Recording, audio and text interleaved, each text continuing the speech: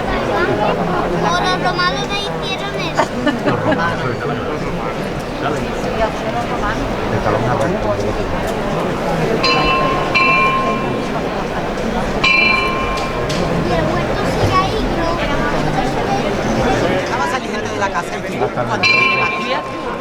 Hasta el Dios, claro. Yo cómo puedo arreglar mi Cristo.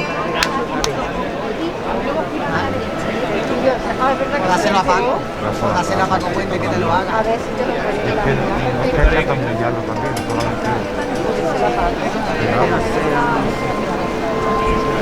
Buena idea. Paco, ¿no? Ahora me parece que viene asociando. No, que va. Sí, que todavía no,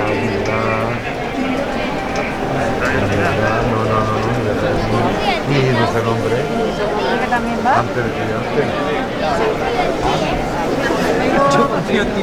Pues creo que me he equivocado, ¿vale? Primero viene humildad, ahora viene humildad, Mira, José Enrique, te estoy diciendo que viene humildad. ahora viene humildad, después viene un Fernando, después viene Kilian.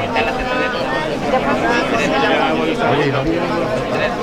No, el Calvario. no, porque como Es la última. Hay humildad y paciencia también. Viene con el Cristo. Y humildad y ¿Cómo paciencia. lo sabes, Martín? Claro. Calvario, yo lo estaba pensando y digo, a ver si viene por de Calvario y lo he dicho. pues sí, Pero, sí que viene. no, pero yo no sabía que venía con la Virgen, que te has dicho el Cristo. Pero es que viene con la Virgen, claro. como salía antiguamente. ¿No has puesto? Pero tú la has cogido en YouTube de hoy, ¿no? Yo creo que no me va a Pero mañana. Mañana ¿Sabes sí, mañana lo que hizo con la mano? Fue a la mano.